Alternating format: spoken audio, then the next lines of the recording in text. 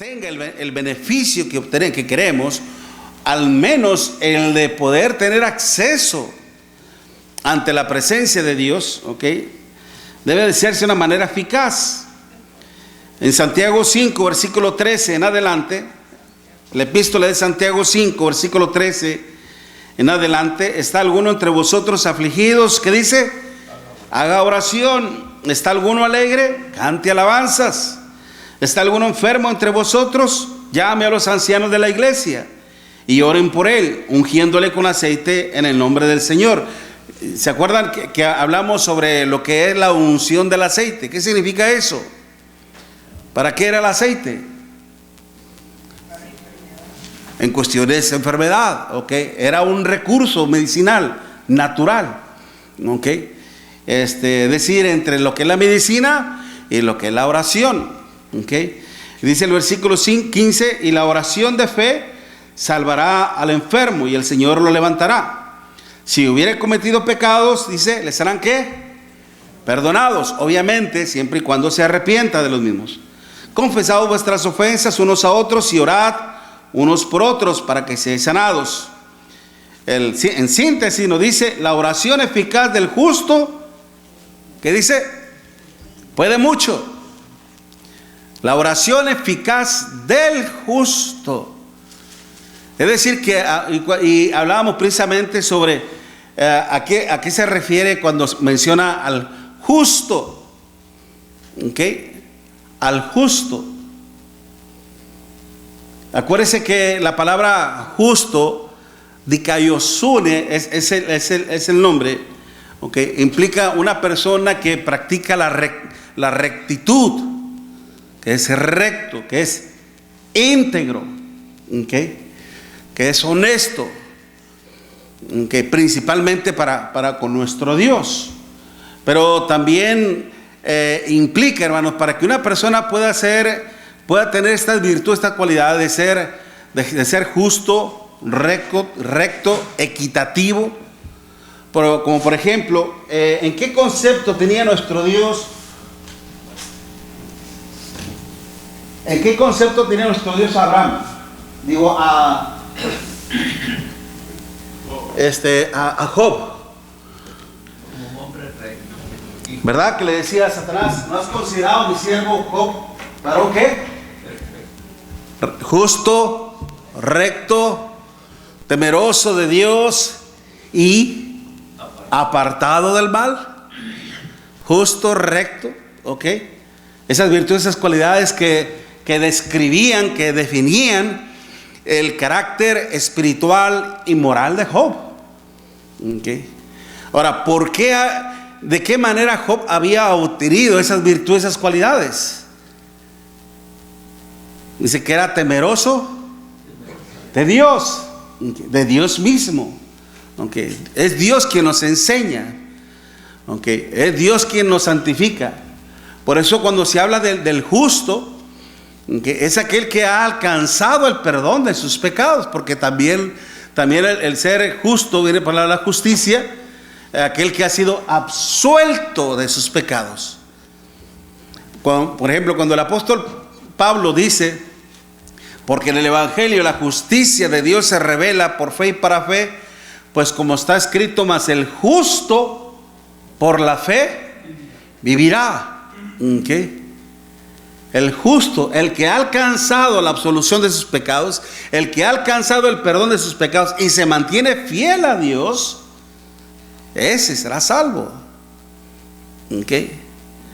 Entonces, aparte de estar dentro de esa naturaleza de Dios que describe la moralidad de nuestro Dios, la esencia de nuestro Dios, hermanos, también debe de saber cómo expresarse en la oración a nuestro Dios de una forma eficaz. Acordémonos, hermanos, que la oración forma también una parte fundamental en la adoración a nuestro Dios. ¿Cuáles son los 5 actos de adoración a nuestro Dios? ¿Cómo empezamos nosotros? La oración, luego los cantos, las alabanzas, y luego después, cuando estamos obviamente en el tiempo de la adoración, la oración, las alabanzas, la comunión, la cena del Señor, ¿verdad? Luego, ¿qué? El sermón o la ofrenda, ¿verdad? La ofrenda y luego ya la predicación. Son 5 actos. Entonces, la oración, hermanos, forma parte fundamental en la adoración a nuestro Dios. Y es por eso que debemos también de saber de ello. Aún también los que van a administrar, hermanos, los actos de adoración a nuestro Dios tienen que estar lo más presentables delante de nuestro Dios. Por ejemplo, en 1 de Corintios capítulo 4, dice el apóstol Pablo, 1 de Corintios capítulo 4,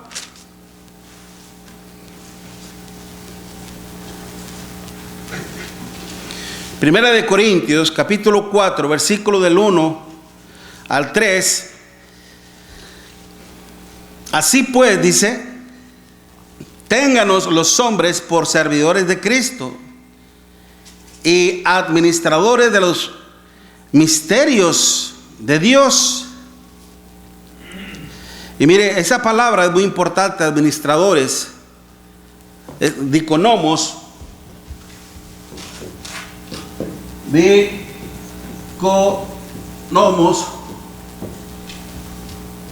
aunque se refiere al hecho de ser uno que suministra,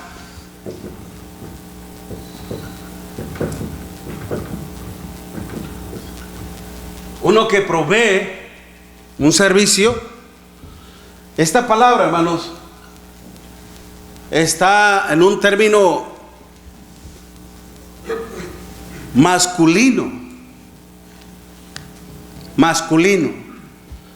No está en un modo femenino, no está en un modo neutro. Si estuviera en un modo neutro, entonces implicaría que no hay una definición y que por lo tanto ambos personas podrían hacer esa función. Ni tampoco esta palabra está en un modo genérico. Un ejemplo de una palabra genérico, la palabra hombres, por ejemplo. ¿Okay? Y un término genérico es antropos. Es un término genérico en el cual se refiere tanto a hombres como mujeres. Ese es un término genérico. Aquí no hay el término genérico, aquí hay una definición masculino. Es por eso que los que ministran tanto la oración, las alabanzas, la cena del Señor, la predicación, todo lo implicado, la ofrenda, deben de ser ¿qué? Hombres. ¿Okay? Hombres. No porque el hombre lo ha mandado, no porque la iglesia lo ha establecido, sino porque ha sido Dios a través de su palabra. Ahora bien, fíjese lo que dice. Ahora bien, dice Pablo, se requiere de los administradores que cada uno se ha hallado ¿qué? Fiel. Ahora, ¿a qué se refiere Pablo en cuanto a ser fiel? ¿Okay? Dice en el versículo 3, yo en muy poco tengo el ser juzgado por vosotros o por tribunal humano, ni aun yo mismo me juzgo a mí. Es decir, que todos los que ministramos, hermanos, debemos de tener una conciencia limpia delante de ¿quién? Delante de Dios. Delante de Dios. ¿Okay? ¿Por qué cree que el apóstol Pablo le decía a Timoteo, allá en la segunda carta a Timoteo, en el capítulo 2, versículo 15, procura con diligencia presentarte a Dios aprobado, como un obrero que no tiene de qué avergonzarse, que usa bien la palabra de verdad? ¿Qué está diciendo Pablo? ¿Qué le está recomendando Pablo a Timoteo? Ten mucho cuidado a la hora de servir a Dios. Porque si no eres hallado, aprobado por nuestro Dios, cuidado, Dios te puede castigar severamente. Nada, eso pasaba en el Antiguo Testamento. Porque si me vas a decir, acuérdate qué le pasó con Nadab y Abiú, acuérdate qué le pasó a la familia de Coré y todo su séquito. Eso está en el Antiguo Testamento. Ahora ya estamos bajo la gracia, estamos en el Nuevo Testamento. póngase a pensar el ejemplo que tenemos de Ananías y Zafira. ¿En dónde está? ¿En el Antiguo o en el Nuevo? ¿Saben qué le pasó a Ananías y Zafira, no? Por haberle mentido al Espíritu Santo, ¿qué pasó con ellos? Murieron al instante. Entonces, por eso es de que tengamos temor. Por algo nuestro Dios le decía a Satanás: ¿no has considerado mi siervo Job, varón recto, justo, temeroso de Dios y apartado del mal? ¿Okay? Acordémonos, hermanos, y es muy importante esto, porque cuando aquel paralítico al cual había sanado nuestro Señor Jesucristo, ya en Juan capítulo 9, cuando era cuestionado por los principales sacerdotes, por los escribas sobre su sanación, y él les decía quién lo había sanado, sin embargo él llegó a ese punto de decir: yo solo sé que Dios no oye a los pecadores, pero si alguno es temeroso de Dios y hace su voluntad, a ese oye. Y mire, y usted puede ver en esa cita de Juan capítulo 9, y no hay una referencia en base a las palabras de este hombre. En Juan 9, en el versículo 31, sabemos que Dios no oye a los pecadores, pero si alguno es temeroso de Dios y hace su voluntad, a ese oye. ¿De dónde obtenía este hombre ese conocimiento, esa regla? No hay una referencia ahí.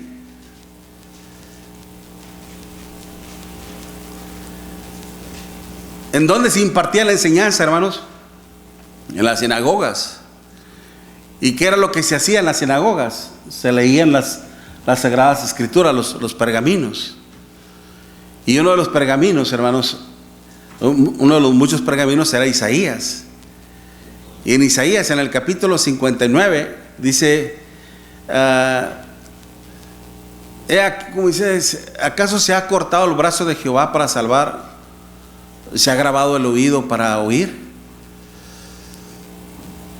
Dice: pero vuestras iniquidades han hecho división entre vosotros y vuestro Dios, y han hecho ocultar de su rostro. Vamos a leerlo para no estarlo parafraseando mejor. En Isaías, en el capítulo 59, Isaías 59, versículo del 1 al 3. He aquí que no se ha cortado la mano de Jehová para salvar. Isaías 59, versículo del 1 al 3. He aquí que no se ha cortado la mano de Jehová para salvar, ni se ha grabado su oído para oír. ¿Qué está diciendo Dios?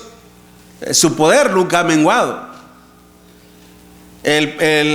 Si Dios no salva, si Dios no te oye, es porque hay un problema, y el problema no está con Dios.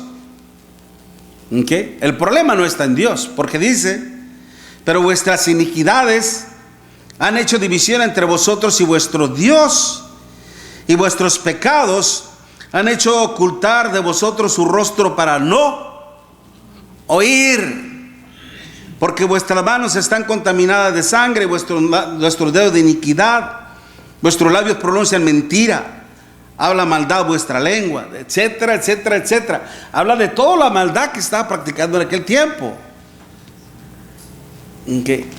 Y a veces pasa eso, hermanos. Pensamos que podemos descuidar nuestra relación con nuestro Dios, que podemos practicar un poquito de pecado, o que a la vez podemos desobedecer a Dios, a sus mandamientos, y no hay ninguna transgresión, y que por lo tanto no hay ninguna consecuencia.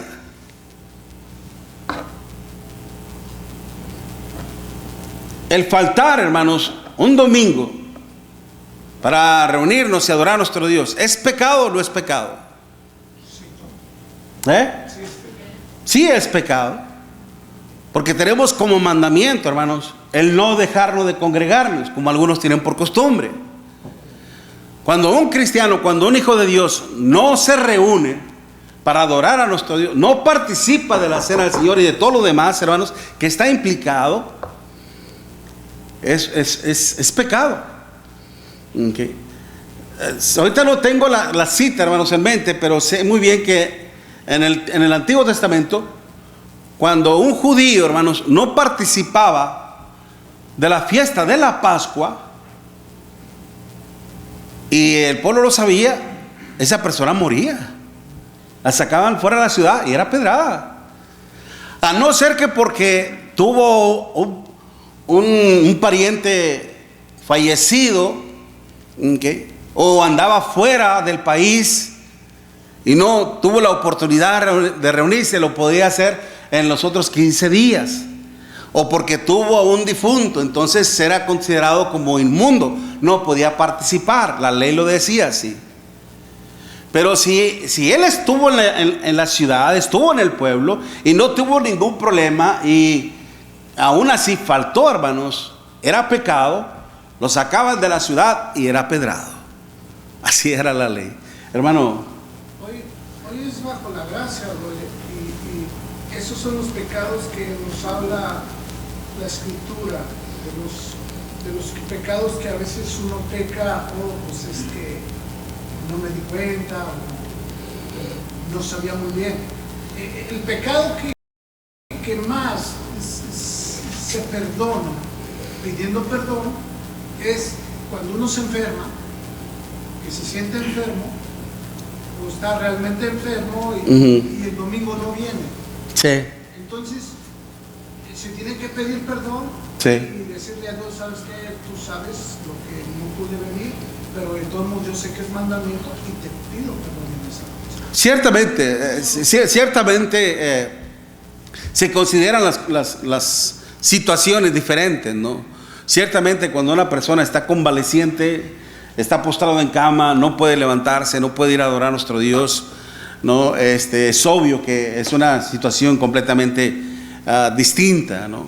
Sí. Aunque a veces la iglesia, la hermandad, a veces si la persona está lo suficientemente consciente, coherente, y puede estar despierta una media hora o una hora, ¿verdad? La congregación o los hermanos vamos y no solamente le hacemos, a veces se recurre a eso, o se hace eso que nada más va y se le lleva la cena del Señor. No, hermanos, la oración, la adoración no consiste solamente en participar de la cena del Señor.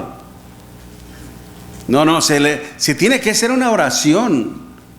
Estando el hermano postrado, se hace una oración. Se considera que debido a su condición no se tiene mucho tiempo. Entonces lo que se hace, al menos lo que nosotros hacíamos, hermanos, hacíamos una oración, entonábamos un himno.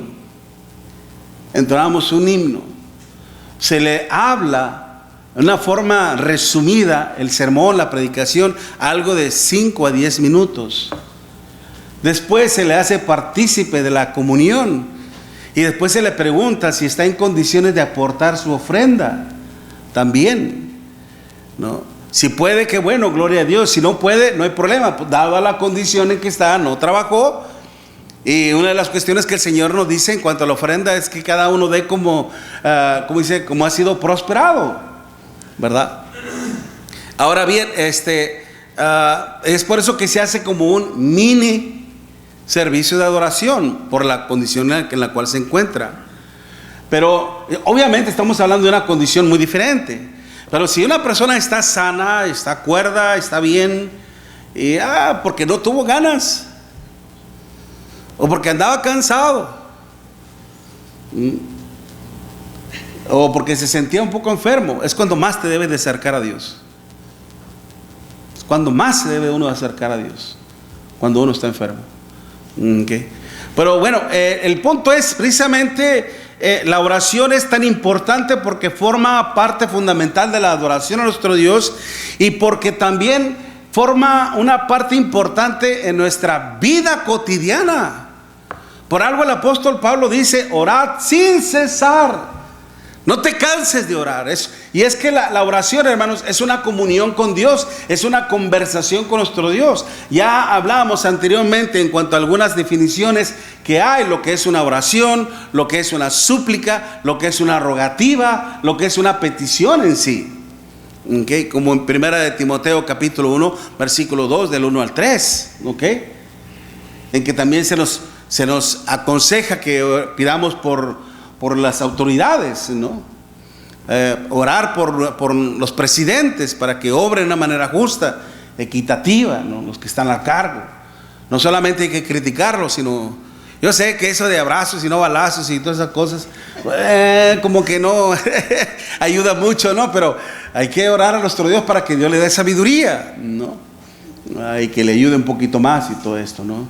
Por eso decíamos, no sé si se acuerdan, que les preguntaba yo, ¿se pueden vencer las tentaciones? ¿Se pueden evitar las tentaciones? No. ¿Sí o no? Levante la mano quien diga que sí, se pueden vencer. ¿Me pueden vencer? Te lo dice José. Estuvo en Egipto, frente a Faraón. Ahí es un ejemplo de José. Bueno, déjeme lo pongo ahora más claro, ¿cierto? ¿Se pueden evitar las tentaciones? No, Bueno, espérame. Que nomás digan sí o no. ¿Sí? Ok. ¿Se acuerdan que cuando nuestro Señor Jesucristo llevó a Pedro, a Juan y Jacobo a orar al huerto del Getsemaní? ¿Verdad? Quédense conmigo y oren. Y Él se fue, se apartó de ellos. Cuando regresó los encontró dormidos. Y el Señor le dice, ¿no pudieron haber orado conmigo tan siquiera una hora? ¿Verdad? Y dice el Señor, el espíritu a la verdad está dispuesto, para la carne es débil. Pero después también le dice, orad para que no entréis en tentación. El espíritu a la verdad está dispuesto, pero la carne es débil. Entonces, el consejo del Señor, ¿cuál fue? Para que no entréis en tentación. Se puede evitar. A veces, lamentablemente, a veces la tentación nos gana. A veces la tentación está a la puerta ya, ¿no? Es decir, en ocasiones vamos a tener que confrontarla. Pero sabiendo que viene algo, hermanos, obviamente ponernos en oración. ¿Okay? Ponernos en oración a nuestro Dios. Porque por medio de ella también, obviamente, podemos encontrar consolación, el oportuno socorro. Mira lo importante que es esto, ¿no? En Hebreos capítulo 4,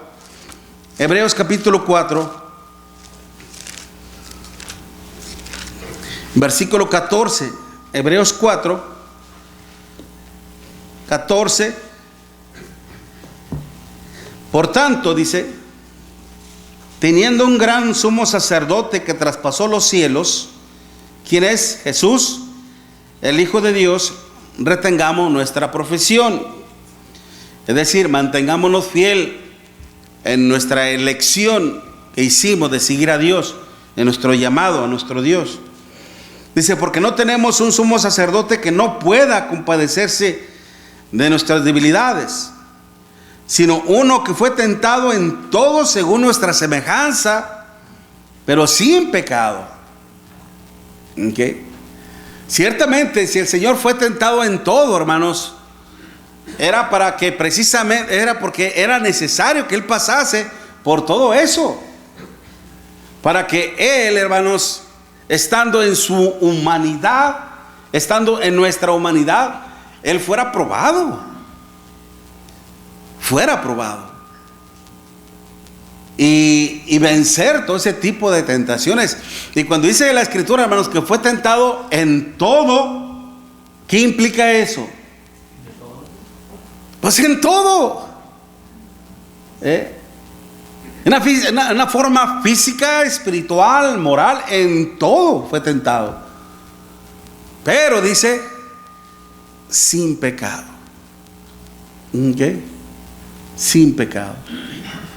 Acerquémonos pues confiadamente al trono de la gracia, para alcanzar misericordia y hallar gracia, hallar agrado para el oportuno socorro. ¿Okay? Cuando hablamos de algo oportuno, ¿de qué se refiere? A tiempo, exactamente. En el instante en que más lo necesitábamos, ¡pum!, llegó la ayuda. Okay. Entonces, precisamente, por eso, cuán importante, hermanos, cuán importante es recordar el punto que tratamos al principio: estar bien con Dios. Estar bien con Dios.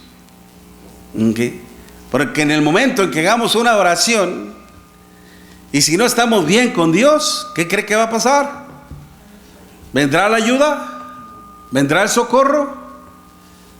Dios no oye al pecador. Sí,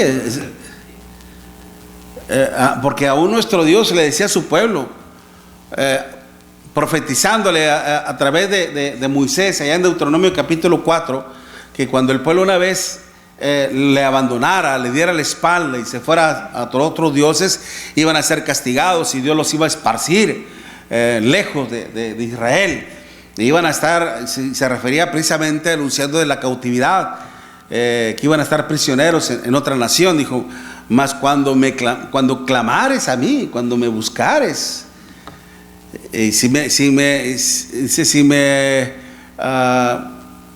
me buscares de todo corazón, honestamente me hallaréis. Okay. Por eso, hermanos, la oración es una gran necesidad.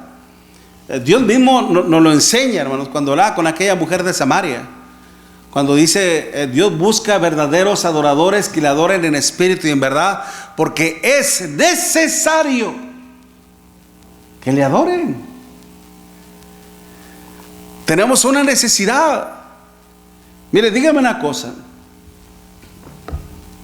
¿el comer no es una necesidad? Aunque algunos la sufrimos un poquito más que otros.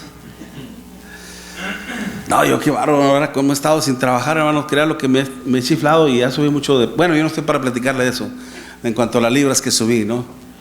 Pero el punto es de que el comer ciertamente es una necesidad, porque usted, por ejemplo, desayuna en la mañana y luego ya pasan unas 5 o 6 horas, qué sé yo, dependiendo de su organismo, y empieza a sentirse como un pequeño vacío en el estómago, ¿no? ¿Verdad? Y de repente empiezan los ruidos medio curiosos, los ácidos, ¿verdad?, únicos, empiezan a hacer ruido en el estómago y empieza el hambre. A mí cuando me pega el hambre duro, hermanos, me empieza a doler la cabeza, no sé usted. A todos, qué bueno que no soy la excepción. Pero ¿qué está señalando eso? Una necesidad. Tenemos que echarle algo, tenemos que comer algo para poder vitaminizar, darle vitaminas, proveer de ¿cómo se dice?, nutrientes, minerales a nuestro cuerpo, para poder otra vez tener energía, ¿no?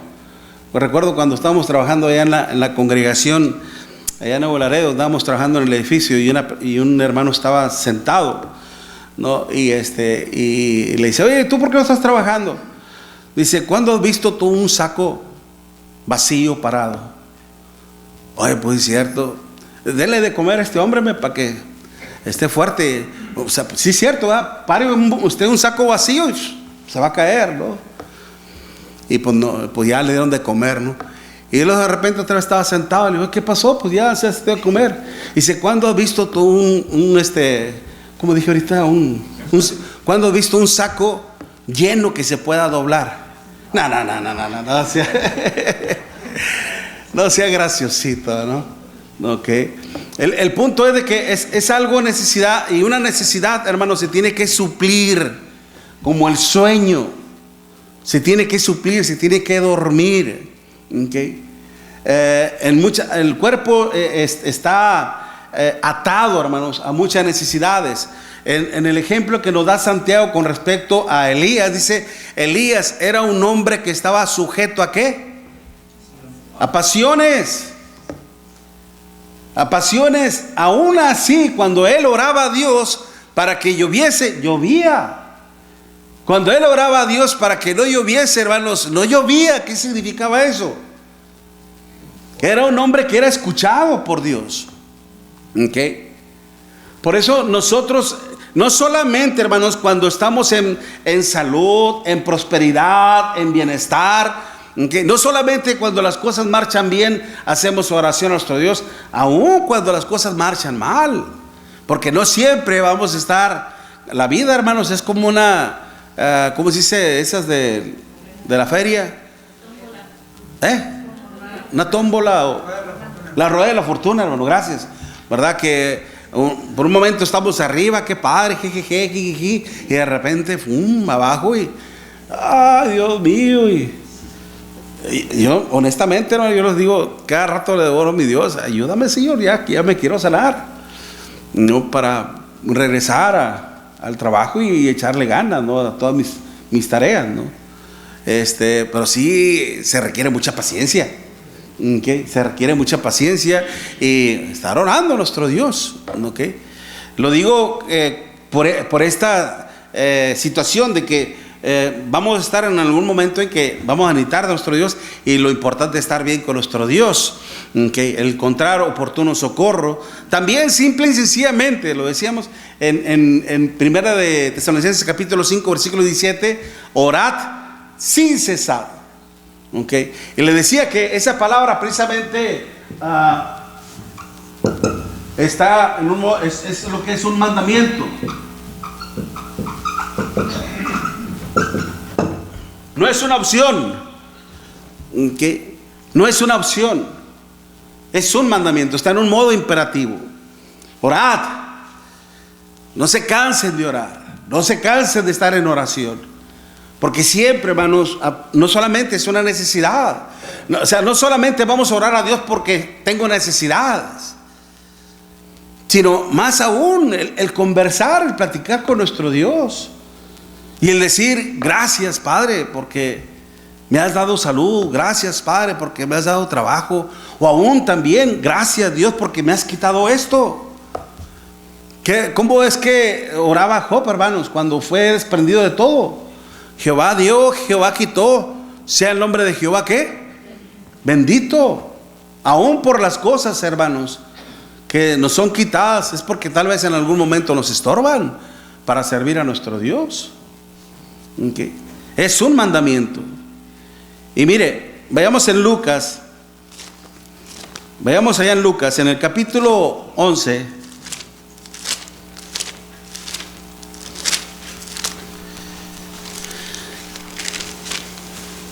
Versículo 5. Lucas 11, versículo 5. Lucas 11, versículo 5. Le dijo también: ¿quién de vosotros que tenga un amigo va a él a medianoche y le dice: amigo, préstame 3 panes, porque un amigo mío ha venido a mí de viaje y no tengo que ponerle delante? Y aquel, o sea, al que se le estaba haciendo la petición, y aquel respondiendo desde adentro le dice: no me molestes, la puerta ya está cerrada y mis niños están conmigo en cama, no puedo levantarme y dártelos. Y todavía dice, está signo de interrogación, y dártelos, ¿ok? Bueno, desde el inicio, ¿quién de vosotros? Dice, dártelos. Os digo, dice, que aunque no se levante a dárselos por ser su amigo, sin embargo, por su importunidad, se levantará y le dará todo lo que necesite. ¿Qué significa eso, hermanos? Cuando la palabra clave está en importunidad. Es que no es la hora correcta.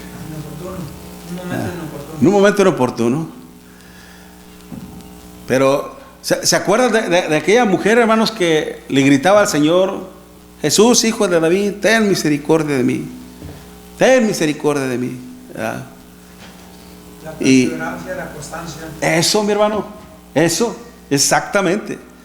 Okay, porque aun cuando el Señor le dijo: no está bien darle de comer a los perrillos, Y aquella mujer todavía no desistió, no abandonó su propósito y todavía le dice, sí, pero aún hasta los perrillos comen de las migajas que caen del pan. Y cuando el Señor dijo, oh mujer, grande es tu fe, hágase contigo lo que tú quieres, la perseverancia, la persistencia. Aquí está implicando en el hecho, hermano, de que esta persona le insistió. Para que ya no me esté molestando esta persona, para que ya no sea una persona inoportuna ya que me esté molestando, déjeme se los doy. Me voy a levantar y se los voy a dar.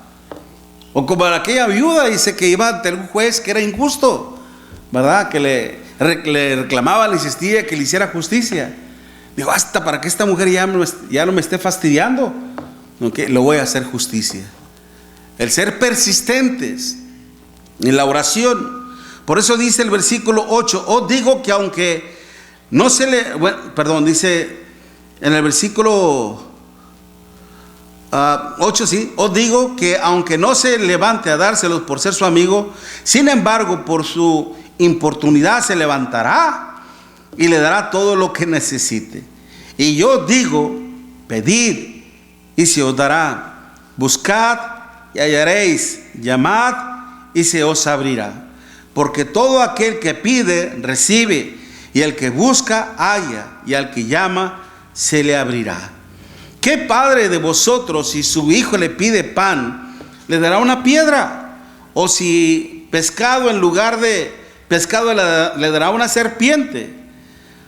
O si le pide un huevo y le dará un escorpión. Pues si vosotros siendo malos sabéis dar buenas dádivas a vuestros hijos, ¿cuánto más vuestro Padre Celestial dará el Espíritu Santo a los que se lo piden? Dios es bueno, hermanos. Ciertamente, Dios es misericordioso.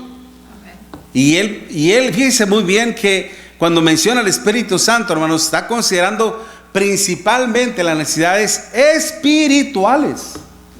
Debemos de considerar principalmente las cuestiones espirituales. A veces oramos a Dios para que Dios nos ayude con un trabajo, para que Dios nos ayude con salud, para que Dios nos ayude con esto, que con la familia, etcétera, etcétera, etcétera. Pero ¿y qué en las cuestiones espirituales? Ayúdame, Señor, para ser más constante en tu servicio, para no fallar en las reuniones de la iglesia, para hacerte más útil en el reino. Ayúdame para hacer esto. O sea, ¿por qué no considerar más en las cosas espirituales? Es ahí, hermanos, en donde necesitamos más de la ayuda de nuestro Dios en el aspecto espiritual. Porque las cosas materiales cambian, hermanos. En la cuestión de salud cambian. Ahorita estamos bien, al ratito nos ponemos malos.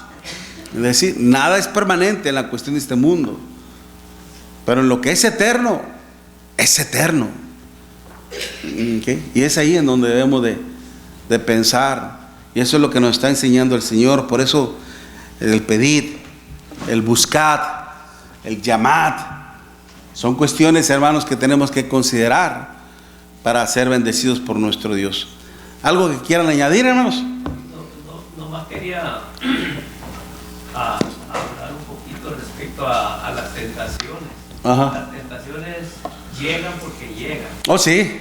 Esas no se pueden evitar. Pero lo que dice Dios es que debemos de estar orando para poderlas resistir. Porque tiene su propósito. El propósito de las tentaciones no es para estarnos afligiendo ni para otra cosa, sino como Santiago, es para que podamos aprender la paciencia y después lleguemos a ser perfectos.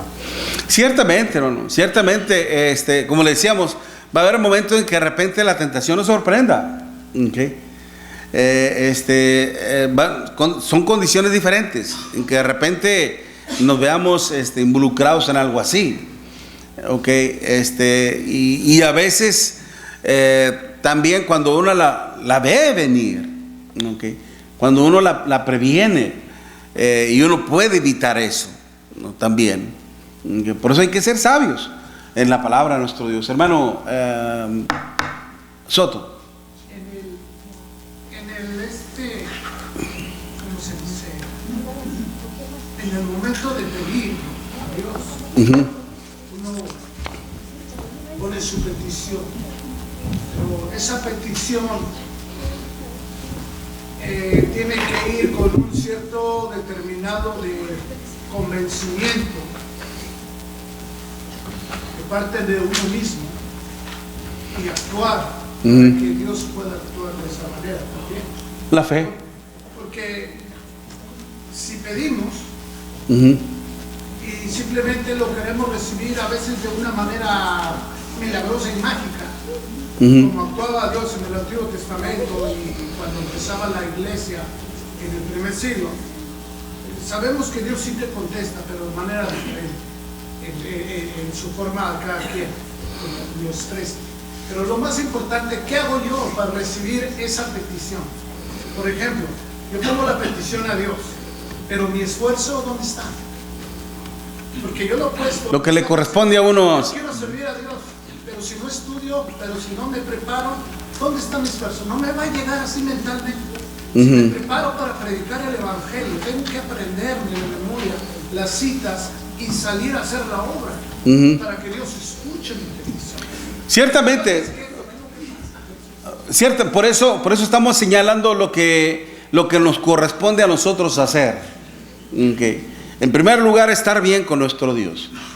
Eso es lo prioritario, estar bien con Dios, ¿no? Para ser escuchados por Él. En segundo lugar, el ser persistentes en la oración, lo que lo estábamos mostrando ahorita, ¿no? Y en la fe, ¿no? Santiago mismo lo decía, que si alguno está falto de sabiduría, pídala a Dios, el cual da abundantemente y sin medida. Dice, pero pida con fe, no dudando, porque el que duda es como la ola del mar, ¿no? Ciertamente tiene que haber convicción, y ya aún así, si nosotros lo hacemos a la manera como Dios espera, todavía no nos garantiza de que nuestro Dios nos vaya a dar lo que querramos. Si Dios ve que lo que estamos pidiendo no es bueno para nosotros, no nos lo va a dar. Pero vamos a tener una respuesta de Dios, lo vamos a tener. Sí, hermano. Es que también la fe tiene acción. No, claro, la fe es fidelidad. Aunque la fe es convicción, es certeza, ¿no? De que saber de que Dios, por eso cuando dice Hebreos 11:6, pero sin fe es imposible agradar a Dios, porque es necesario que el que se acerca a Él crea que le hay y que es galardonador de los que le buscan. Ciertamente. Dice el hermano, ¿verdad? Que tenemos que estudiar para aprender. Sí. Porque la fe también pues es acción, tenemos que accionar. Es la manera de cómo se nutre, cómo se fortalece la fe, estudiando y obviamente poniendo en práctica los mandamientos de nuestro Dios. Gracias, bueno. Gracias. Vamos a tomarnos un receso, un descanso y luego regresamos a la adoración a nuestro Dios. Recuerda que tenemos invitados.